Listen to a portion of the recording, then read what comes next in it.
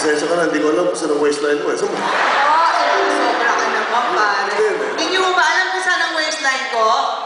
Totoo ba yun? Puro bakal eh. Puro bakal yung nakita ko rito. Sasabi mo. Pero, ang galing mo. Ikaw, Claire, napagaling mo kasi hindi ka lang basta singer, you're an entrepreneur at ang dami mong pera, ano? At kanina, sabi mo sa akin, narinig ko, akala ko, Diyos mo, ikaw lang ang hindi ko makukuha. At ika nga na rin pala rin, pag kami nahal kita, obligasyon lang. Sabi, sa dami ng pera ko, talagang titirahin kita. Sa totoo.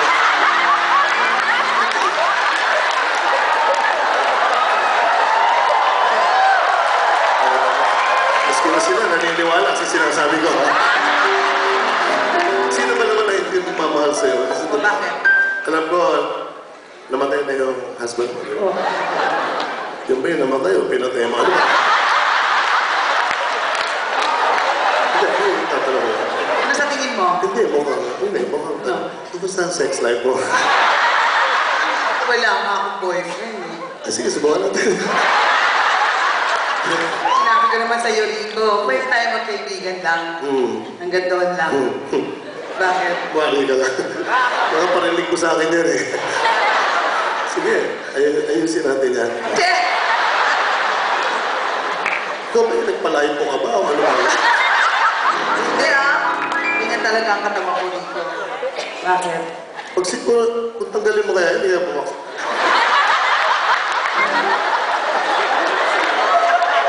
Ikaw, binabalahura mo. Pagpasok na pagpasok mo pala, kung ano na pinagsasabi mo sa akin, ha? Sa edad nating ito, mo. Sa edad mo lang. Yung formang ganyan eh, parang hindi ako naniniwala dyan eh. Miski na si Mrs. Marcos, hindi maniniwala dyan sa kaibigan mo si Kalayan, kaibigan mo si Belo, ano ba? Hindi ka talaga maniwala. Ikaw ba talaga yan? Tingnan mo naman, Rico. Tingnan mo yung mata mo. Manya ka. Yan. Tingnan mo. Ang dami mo ng wrinkles yan. Ako din ang mawala. Chinese kasi ako eh. Mas marami akong wrinkles dito. Saan? Alam mo, hindi ko papatulan sinasabi mo, ha? Ano mga loob mo pag gusto yan eh. Ladies and gentlemen, Mr. Rico J. Puno. You see, I tell you, talagang incredible. Let's give them a big hand. All of them. You know, ano ba? Si Ray Valera kanina, I was watching him. And you know, si Ray talaga laki na in-improve niya. Mukhang nagbabayagra na. Kasi hindi siya ganyan nung araw.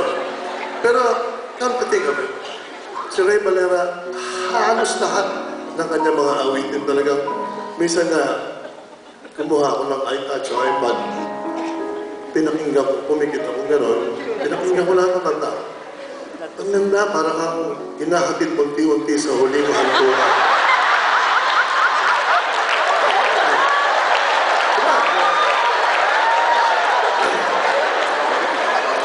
Diba, si Ray? Pinakita ko si Manny Pacquiao, tama rin yung sabi. Bakit may kahihiya yung ilong? Alam ko si Manny, pumatid natin siya ng congressman, pero wala pa sa timing.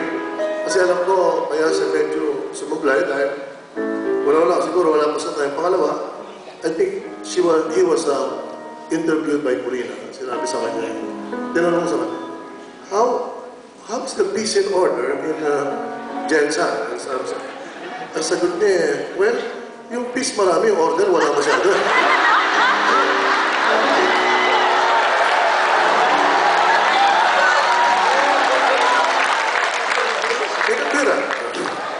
Si Nonoy naman, well, si Nonoy is, I can tell you, is the slowest volunteer, we say. But, you know, si Nonoy, tumakbo siya.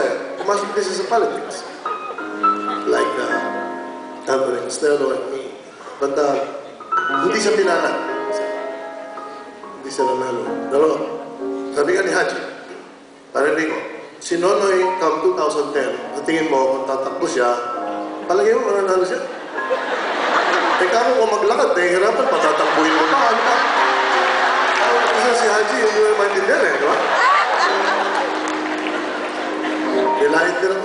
lang. Itsura niya talaga, di ba? Parang si John Lloyd. Mongoloid. Pero sabi ko lang sa kanila, kay Haji, kay Nonoy, kay Ray, kay Marco, basta magdidikit lang sila sa akin, sisikat sila ulit.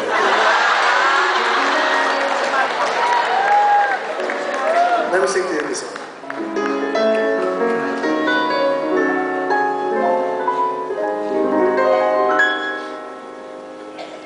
Di malaman. Mas malakas doon. Ulitin natin. Di malaman. Di maisip. I love you too, darling. Parang may internet sa ngayon na. Kung ano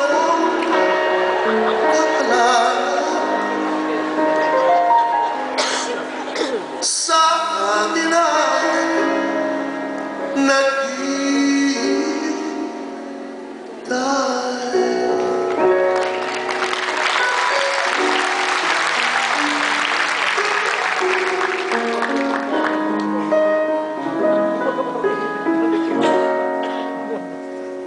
Bakit ganyan ang buhay ng tao?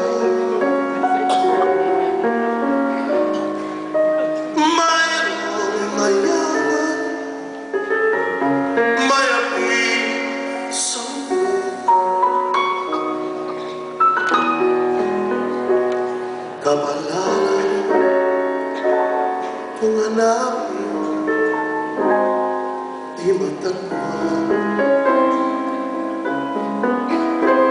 At kung minsan lumalapit nang di mo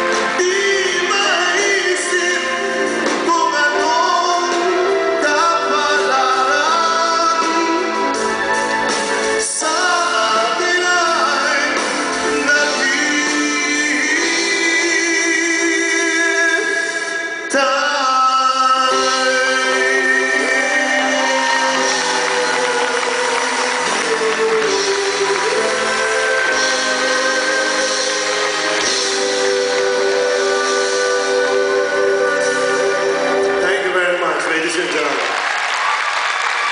we give you the Metropop Classics, ladies and gentlemen. Here we go.